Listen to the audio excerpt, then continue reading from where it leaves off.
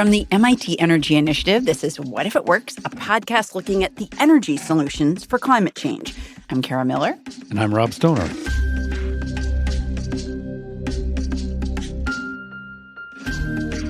So we talk a lot on this show about different technologies that can be used to create or store or distribute clean energy. But we probably don't talk enough about the fact that in order for any of that science to take effect, a thing usually has to be put somewhere in some community. And that involves discussion. It involves negotiation. And not infrequently, it involves Larry Susskind. I am in the middle. Quite often, I play the role of mediator. Susskind is a professor of urban and environmental planning at MIT, and he's the publisher of the Public Interest Technologist. He says the story tends to go something like this. A developer has an idea for a renewable energy project. He thinks people are going to be thrilled about this project, and he's got a business plan. Mostly he's aiming at getting a permit from the state siting agency, but he does usually have to go through some local review.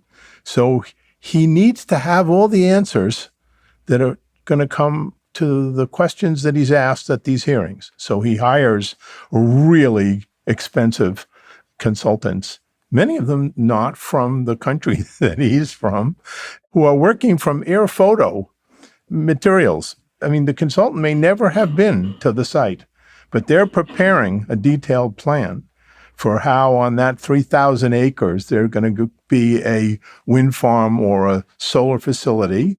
I'm guessing you can already see the problem and the clash that's about to come. Somebody locally will stand up and say, did you guys look at a map when you picked this site? Do you know that you're proposing this in an endangered habitat that's on a map that EPA caused us, or the Department of Interior caused us to put together? You had several thousand acres that you were considering, and you proposed to put this there? And the developer turns to their consultant. They raise their shoulders. I don't know what you're talking about. And at that point, who's ever running the local or state review process says, we need a break. So you might have hundreds of people sitting in a room, Susskind says, just waiting. And the business people have quietly already bought land because they didn't want the price to get bid up in anticipation of a big industrial project. In Europe, the government has a plan for where energy production needs to be located and increased, and it's related to where you're going to hook the local facility into the larger energy system. Here, these are all individual private judgments. Someone says, I think I'd like to do a wind farm. I think I'm going to need about 3,000 acres. I guess that means they won't be in the suburbs. I'll probably be more in the rural area. Well, certainly won't be in the city. I need a lot of acreage. And so they shop around. They talk to some people. They come up with a plan in detail so that they can assure their investors that we have a legitimate plan and we're going to get a license or a permit and we're following all the rules. And we've commissioned an environmental impact study. And environmental impact law says you're supposed to have a public discussion about what aspects of impacts you're going to study and how. That doesn't always happen with energy facilities because, once again, there's really no interest in letting the community know. So you're setting this up in the context of what sounds like a first public encounter where the developer's trying to get this done. Everything's been secret until then. Or it's been controlled by a communications company that they've hired and they're about to announce this. And they announce how wonderful this new facility is because it's going to help with the energy transition. And we promise, they say, we will meet all the minimum requirements, environmental and otherwise, by local law and state law and federal law. And what percentage of the time would you say that this kind of thing comes up at, your local town meeting or whatever, and they say, here's the plan, we're going to have a we're going to have a whole bunch of solar panels out in this field here. And we haven't really talked about it before now because, as you said, we don't want to drive up the price of the land. But this is the plan, and it's going to be great. What percentage of the time do the people in the town meeting say, sounds good to us? Never. Okay. Because they haven't been given enough information. Right. The one thing they say above all else is, well, let us see the plans. They're not for or against anything at that point. They're just saying it's kind of weird that you're talking about something at a scale that's going to change our whole community and you haven't shown that to anybody. Have you shown it to the elected officials and not the public? And conceivably they have, but mostly they've used a straw to go in between to talk to the head of whatever board, the local zoning board, and say, you guys aren't against renewable energy facilities, are you? So they say, well, it looks to us, and we looked online, and we heard that there's all kinds of problems for people who live near wind farms, like the shutter effect. The thing is going round and round, and at night they hear it, and they can't sleep, and they have headache. We've read this. We know this, because you can find whatever you want on the internet. And the developer says, we've chosen a distance that's best practice. And they said, well, like, what if it turns out that this really makes our house unsellable if we want to move? Right. It's our single biggest investment in our lives, right. is buying this house. Are you going to buy it at the current market value before the horrible things happen that you're causing? Well, no, we're not required to do that.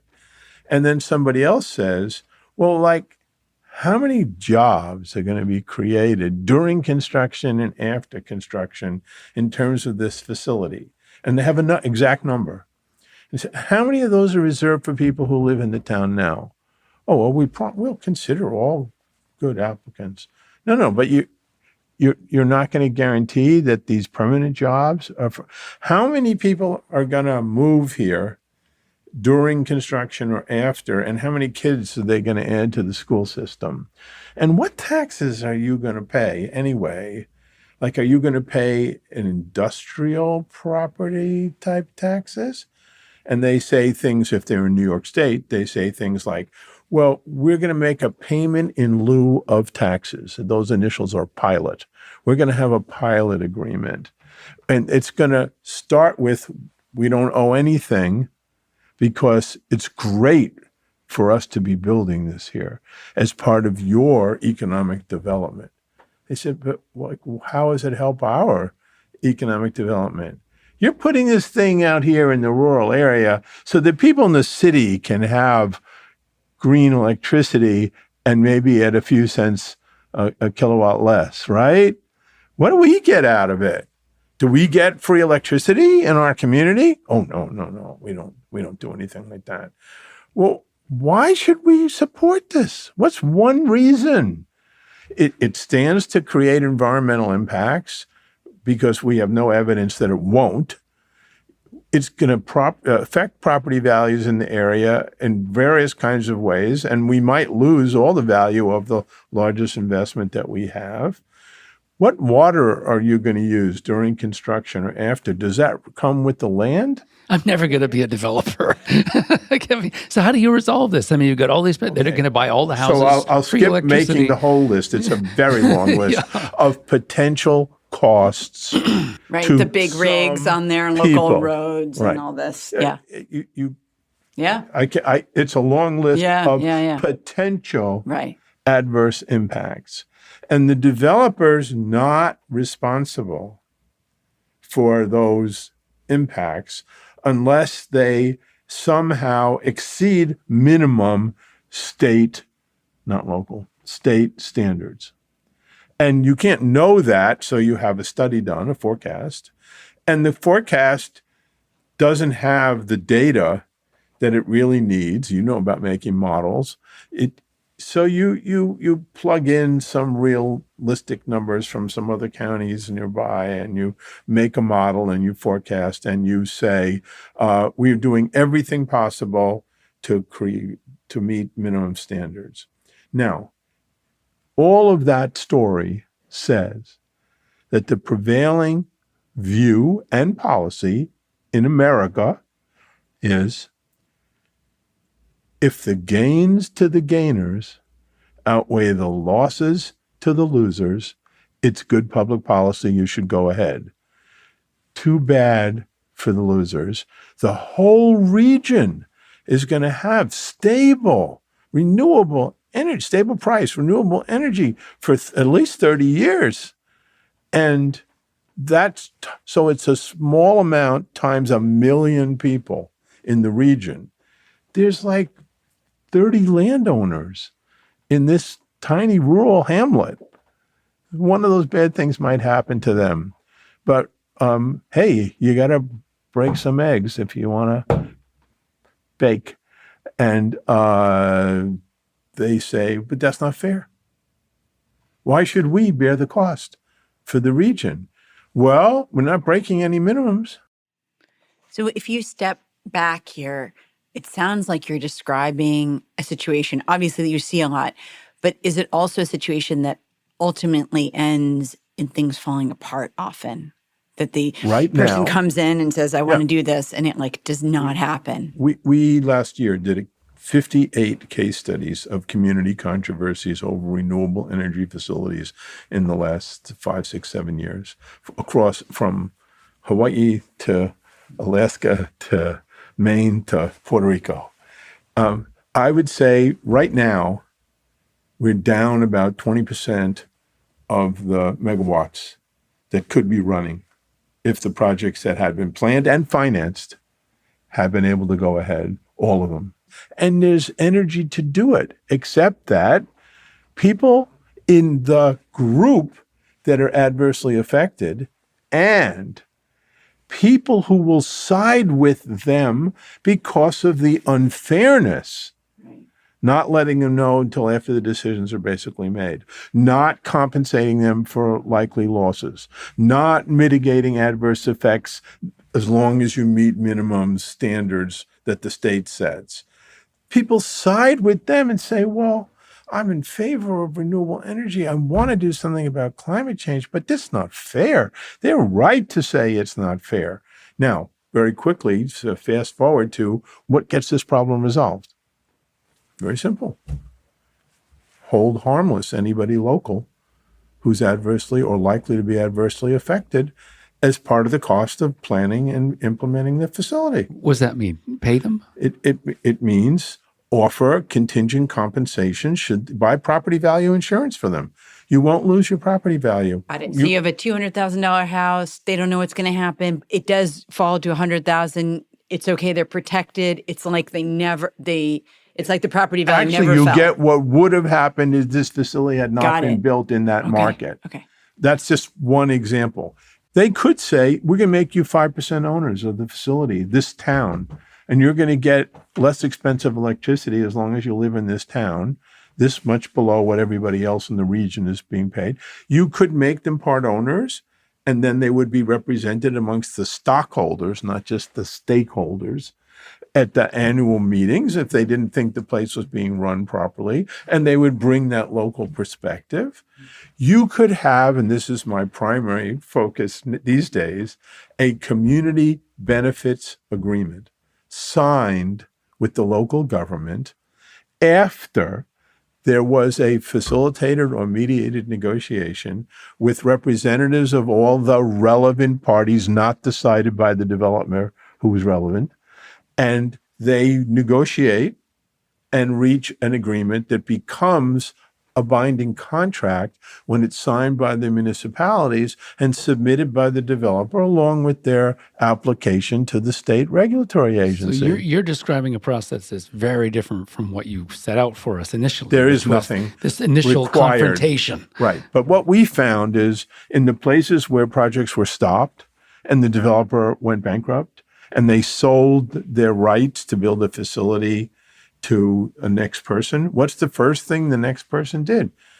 Let me sit down with all the people who are upset with my predecessor and make sure I tend to all those problems. And then the project can go forward. Let me fix this process in the way. So have the discussion. But the bankruptcy had to happen first. Yeah. It's not a mystery. Have the discussion before you have the confrontation. Yeah. Rather than make the confrontation the Have occasion. the regulations changed to require it. And also, it sounds like even though initially developers might be reluctant to say, well, I'll help you get insurance on your home, or I will make you a part owner, or I'll help this community benefit. It sounds like in general, you must not think that extra $100,000 here or there is going to bankrupt the developer, because you're saying like, hey, get out in front of this and saying like, let me give you some percentage as the town, or let me help you to allay your concerns. And this is going to cost some initial money from the developer, but it doesn't sound like it's going to save them money. But it's going to save them money. It's the cost of contention. It's the opposite of the penny wise, pound foolish approach. You're going to be in court for 5 years. That 5 years, interest rates are going to change. Yeah. Competition is going to move in the next town over. All kinds of uncontrollables that your investors are going to say, we're out, because this happened while we were waiting around dealing with the disastrous reaction. And what has happened in the last 3 years, which is exactly the opposite of what I'm saying, is California and New York and Michigan have changed the siting law and said, no more local review of these decisions. It's going right to the state. We're preempting any conversation at the local level. So they're putting into law this sort of decision about the... Right. They're saying, oh my God, we're being delayed. People at local levels are opposed. Let's exclude them from the conversation, because we all know the gains to the gainers outweigh the losses to the losers, and the projects really ought to be going ahead. Like, really, California's saying, we're sick of these little towns saying, like, no, you can't have. And New York. Yeah. New York, Okay. and California and Michigan. Okay. And now my own state here in Massachusetts. Yeah. The governor created a commission to streamline the siting process. What she meant was she heard from her pals, the governors of New York and California, that this is what you should do. Just exclude local. And what you have in Michigan, when they change their law, like California and New York, is the developer should talk to local interests. And if it makes a sincere effort and can't succeed in finding anyone to talk to, then it should make a contribution of a couple $1,000s to that town. That's not going to go very far. That's what they've taken out of everything that's happened. And writing, this law is last year. And I'm trying to say that we know a lot about community benefits agreements and how they should be structured and who should be part of negotiating them. And the one thing we know most of all is that they are informal agreements that are not binding and enforceable on anybody if they are made between townspeople, landowners, and the developer, because those townspeople do not have legal standing to join in the contract. And so unless the municipal government signs it, and unless the state is willing to see that it's enforced, you can have any conversation you want with anybody. You can promise anything you want and then ignore it. And that has happened. And that is why community benefits agreements, which were made previously, have a bad name. So this is fascinating to me. So what is going to happen in a situation like California where there's some renewable energy project, they go into some small farm town or ranching town or whatever, what they're just going to be like, we want it here, and the state's going to be like, yeah, and the township are going to be like, no. Sue. They're going to sue, and then what happens? It's happening now after the law was passed a year and a half ago. They're going to be in court for at least a decade. We have tribes in the West who are suing because the Bureau of Indian Affairs and the Bureau of Land Management told the developer, here's some land. We hold this land for the tribes, and it would be great. And they didn't consult with the tribe. There's a law that says you have to consult with tribes if you're doing anything on their land. I mean, there's U.S. law, federal law, no matter. They didn't consult. They proposed it. And as soon as it's proposed and the tribe sees it, they said, that's sacred land.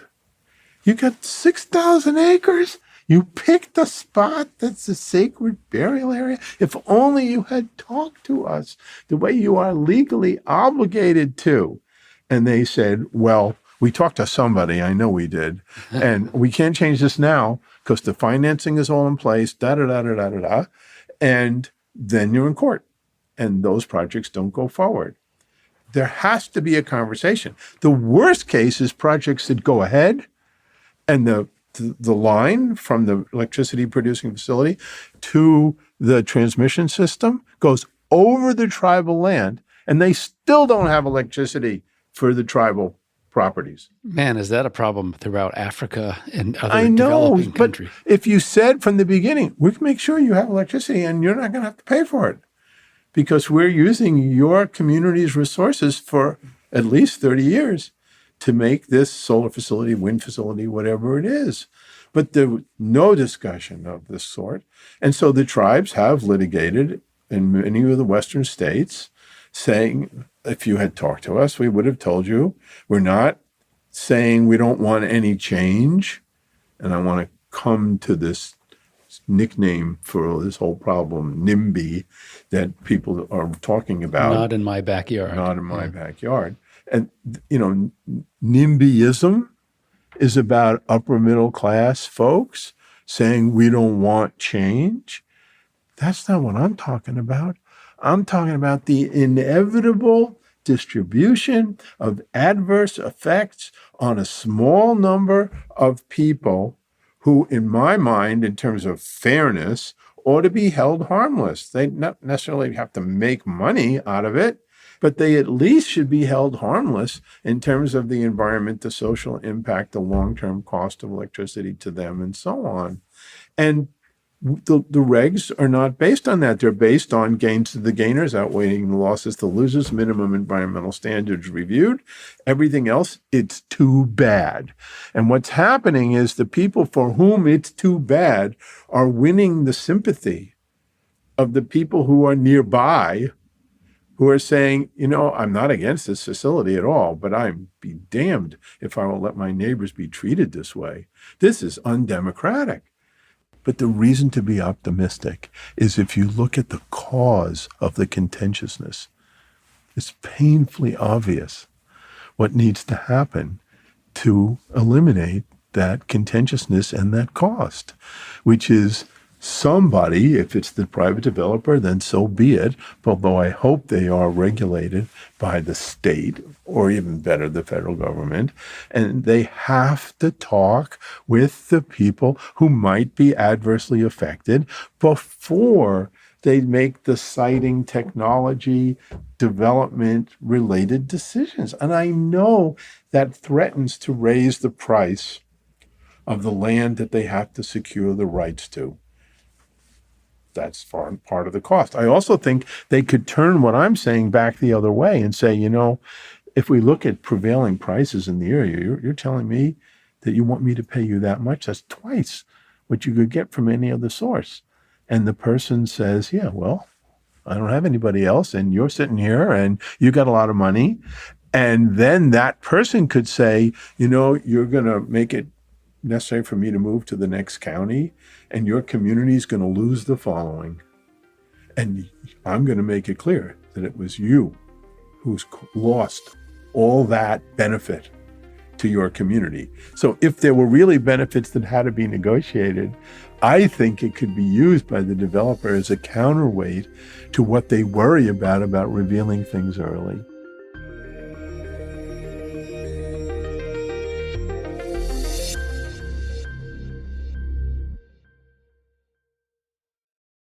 So this is, we're talking about energy infrastructure, and ultimately, as you say, they can move to the next county if they can't strike a deal with the county that they're initially interested in. Stuff can be resited. There are other sunny places, other windy places. What about mining? It's really, really central to the energy transition. We need a lot more copper. We need a lot more aluminum and iron for steel. Mines can't be resited so easily. What's happened? How do you deal with that? Same principle. Whoever's in charge of giving the license away for the subsurface mining, which is usually in the capital somewhere, and then some private developers show up with a bunch of equipment and nobody's talked to the locals. And they take out their guns. And they say, you can't just come here and start digging. Get out of here. And we mean it. And then the developer in their comfortable headquarters back in the capital calls the person that gave them the lease for a vast amount of money that goes into the federal kitty and said, you need to send the army. And that's what's happened. Is it really? Absolutely. Where? Pick a country that's where that you've had mining. You had to have the federal government impose its will on the locals. It's not the Is developer. this largely in Africa that we're talking about? Or? No, No, Latin America. Okay. Because the right to take anything below the surface, you need a license and a permit from the national government. Mm-hmm. The national government makes the deal, gets a whole bunch of money. Right. The developer thinks they can now go start work. Right. Nobody talked to the local community because it's not required. Again, because the gains to the gainers, in this case, small number of wealthy government officials gainers, outweigh the losses to these peasants locally. Can you give an example of whether you've been involved or not of this happening in some specific place? Most of the work that we do as mediators is confidential. We don't want the press, the media around. We want people to be able to speak without worrying what their compatriots are going to say about them. The agreement is informal. And then when that informal conversation is done, then it moves into a formal context where the developer now makes another proposal to the official regulators. So Chile, they don't have minerals. They don't have oil. They don't have gas. They don't lithium. have coal. And it's a big, long country, and the capital's at the top, and a lot of the stuff that they may want to build and make and do is in the south, and they have to run huge, country-long transmission lines. And when the government changed 3 governments ago, they said, maybe we should be asking in each region, what's their idea of how they can contribute to meeting energy demand and need in the country? And that, of course, comes on the heels of many years of dictatorship, where the market made all these decisions. Now you had several administrations trying to do that. They chose to produce renewable energy in each region in a different way. And they chose to have the regional councils that were set up with multiple interests involved, deciding where, when, and how, and what percentage of the benefits, including the sale of the electricity, would go back to the people in that region. What's a country that approaches this in a way that you think, I really like that approach? This is my, of all the countries I've heard about, in thinking about where you put a wind facility and how you do this the right way and how you get buy-in, who does it well? Almost every Scandinavian country. Okay, and tell me what they do. So, all right, so I land in Finland, what do they do? They draw the line between public and private is in terms of aspects of decision-making, and they have more overall planning, long-range planning, ensuring fairness at the national level. And then they decentralize to local or subnational units, for us would be states or counties, responsibility for doing the stuff. It's not socialization in terms of taking over the doing of the stuff. It's nationalization and more emphasis on public and public-private partnership for planning, We don't believe in planning in the United States. We don't have planning. Why plan? Happen to teach in the planning department, but that's another story. And then if you plan, then you can say sustainability is the outcome of a lot of stuff happening separately. We have to look at how all those things relate. Okay, so, we were talking before about little towns where people are like, what? You want to put what here? And like that could affect it. How, if you live in a little town in Finland, how do you feel better with the same kind of wind facility right nearby, how they do it? There are two parts to the answer to that. The first is what people expect to happen in their lives is they expect to be treated fairly. And they believe, if you say, what's your attitude toward the government, right? Now you would have in the U.S., the majority of people say, we don't trust the government. We don't think the government operates fairly. We don't like it because we've polarized that discussion and it's lost trust and faith in government. That trust and faith exists in those places. So they're starting with a comfort level about, well, if something's going to happen, it's going to happen because the decision was made in a transparent, accountable way designed to maximize the public interest. We believe that. We know that. I'm not arguing there's no corruption. I'm not arguing they don't make some mistakes because they lean in one direction or another at the moment because of political benefits or gains. But in general, the public starts with an expectation that when government does something, it's done in a fair, accountable, transparent way aimed at maximizing the shared or common interest of the public. Okay. So part one, expectations. Right. Then the processes that they rely on are to create citizen advisory councils for everything. Okay. And they don't pick, it's not a blue ribbon committee chosen by the mayor. It's ensuring that all the different interests. I work with indigenous groups in Scandinavia. They have lots of concerns that they are not being treated fairly, right? But they're in a discussion. They're in a dialogue. They're at the table. They may not be happy with the balance of what's happened, and they certainly have good arguments historically, but contemporaneously, there's a public advisory process at the local level which is taken seriously, and the law in the EU, the law about public engagement is really clear. We don't have any laws about public engagement in America. So I think you told me you're an optimist, but I feel like a lot of what we've talked about worries me because, we talk so much to scientists sort of moving something out of the lab, and then we have to think about how do you manufacture something and it's scale. But then there's obviously this whole other piece of it, which is then you have to put it into practice somewhere, and somebody lives near there, wherever there is. Don't you worry that at least in the U.S., we just don't have a decent process for doing this? And you were mentioning before, we're maybe way below capacity on the energy we could produce because of basically fights between the people who live here and the developers.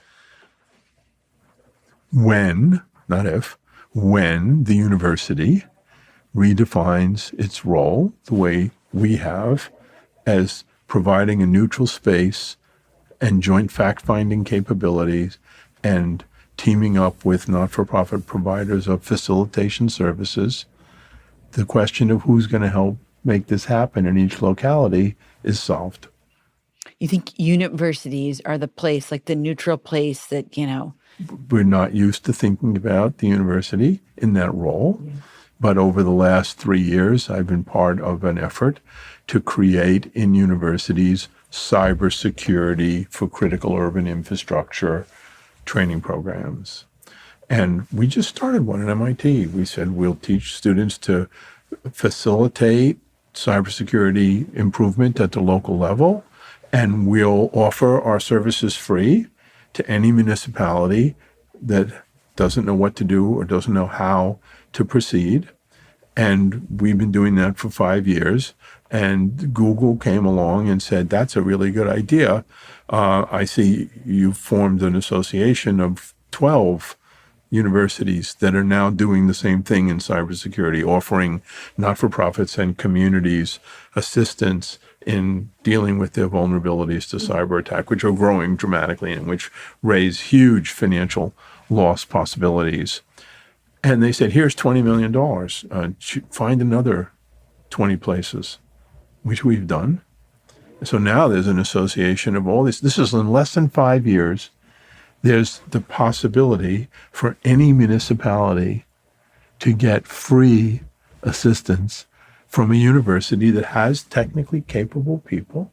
But cybersecurity adjustments are not primarily technical problems. They're primarily local political decisions about who's going to have control over what, what's the change in the chain of command when you're attacked, who's going to be in charge, what money are you going to spend to staff security? It's not IT. It's a whole new line in the budget. Oh my God, we don't have any money to do that.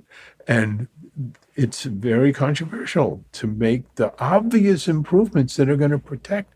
And we go to communities that have been attacked and had to pay huge ransom because they were victims of ransom. And they didn't do anything after. They're absolutely every bit as vulnerable as they were the day they were attacked. Because they still don't have the resources. They don't have the capacity. But And the idea is higher the education. university, I view what I'm doing in training these folks as the same thing that a law school does when it creates a legal clinic, or a medical school does when it creates a medical clinic. We're creating cybersecurity clinics. Now we're doing a renewable energy clinic. We need to formalize and allow the process because it isn't normally in this hyper-politicized context where nobody trusts the government, or vast numbers of people don't trust the government. They don't trust the university either. Vast majority of people do no longer trust the university. And when I say we're going to play a neutral role and provide a neutral space and make our scientific and technical stuff available equally to all sides, say, oh, yeah, right. And we have to prove it. Right. Funny. I mean, rulemaking, improving process, it's like the least sexy part of government stuff. I have an MIT question for you. So you work alongside all these technologists, many of whom are very interested in trying to create clean, renewable energy. Do you think people are aware of, what that sort of last mile, so to speak, looks like? That like, here they are, really hard at work at trying to change the planet, and they've come up with something and it's going to be great. Do you think they know what implementation is going to look like, or are they very disconnected from that? I think they have been disconnected. I think they are becoming more aware because they're hearing from the sponsors of their work. You got anybody over there that can be part of your team on how to build a better wind turbine, who could figure out how the hell we get permission to build the facility once we have the better turbines? And we now have a new climate initiative with a new president that I think is going to ensure that a work on a fair transition or a just transition is what happens, not just do we have the latest model for forecasting what the adverse effects are going to be if you don't do what we say. I have confidence because I see in the hiring of new staff, even in science and engineering, when you look at the bios, which, 15 new people just hired in the engineering school, you look at those bios, 2/3 of those people have, in fact, as part of their background, done work where they could be part of a collaboration. That's new. We had talked in the beginning about a really interesting example in the U.S. of, sort of factionalism and whatever. I mean, I think a little bit about the Cape Wind thing because it's here, it's in the Massachusetts area. But do you want to talk about an example that might be really interesting about, looking at how there's this sort of factionalism when some sort of energy project comes to town? I have to be careful because all of my interventions guarantee anonymity. Okay. But imagine a place that's real in Massachusetts, Okay. on the shore, and it has a newly elected town government, and the town government is really concerned about the future of offshore wind and what it means to this town. Big cables have to come across their land to get connected to the transmission system. Will all the tourism that they currently have be lost because all the views out the hotels are going to be obstructed by floating turbines? Right. So this town is saying, we don't want to wait around and see what happens. We want to have some way of being in conversation with offshore wind developers. We have no power over offshore wind developers, but we want to be in conversation with them. We want to be in conversation with the state that's ultimately going to give permissions and the federal agencies that are going to have to give permissions. And we want to be able to draw together people from all across our town and have them be involved. It isn't going to be one meeting. It'll be an extended task force, and we want to be able to do it in a way that's open to the rest of the public so that it can become excited about it, become part of this, and that we can sustain this isn't a defensive play. This is a, how can we be part of this in a way that we accept? Yes. As I chose to take your question to model something that I know is real, and this leadership is interested in neighboring towns and how it could perhaps involve them subsequently in a collaborative discussion, which might ultimately lead to representation of local interests in offshore wind in coastal Massachusetts. So they've come to the clinic, and we are in the process of not only negotiating with them about what we can do to staff and help them do this, but we're trying to put them in touch with people at the appropriate federal agencies who also are concerned about what the future of conversation is going to be with local governments on offshore wind in New England. And we're trying to say that the federal agencies should fund this locality's efforts to staff and do all this work. It shouldn't just depend on our being able to volunteer students in one course, especially because I think, based on what they're proposing, we might be able to recruit at this early stage a whole slew of municipal leaders. If this first one and what they're doing could be presented in the right way, and if resources for this could be coming from the federal government, and once the federal government expresses interest, I promise the state government is going to follow and want to be part of it and offer some funds, probably federal funds that it has, to assist. So even in the context we've been talking about, everybody's out to protect themselves, reduce their costs. You have the opportunity for leadership to not be against or for anything, but to create a different kind of dialogue aimed at consensus, facilitated appropriately, supported through joint fact-finding, and maybe even intergovernmental from its beginning. And when a developer comes to this town, I assume they haven't yet. They have. Okay, they have. So how's that going? Is it better because the town had sort of talked through, here's what we are interested in? The old leadership of the town is the old leadership, and the new leadership is the new leadership, because the old leadership didn't talk to the developers in a way that the majority of the community was happy about. I'm just going to leave it at that. Okay, whichever stand they took, that's why they're not the leadership anymore. It was explicitly about this issue. So wait, is the new leadership in a more has a more adversarial stance? Of The new leadership says we're going to tend to the interests of the whole community. Oh, okay. And we are going to prepare ourselves. Okay. The new leadership is the prepping, the people who are prepping. The old leadership just took a stand. And is that going to result in a more I think it's going to make the developer incredibly happy. Okay. And they're not being asked to fund this process. That's the last thing that we would want. But they can be part of it. Okay. But there's no discussion going to happen of their project at this time. This is a great example to conclude with, I think. They are framing the future of how they're going to have wind, if they're going to have wind, in terms of the benefits that it will bring to the community in a way that works for the developer. And that seems to me the sort of recognition of costs and benefits, and not winners and losers, but everybody winning.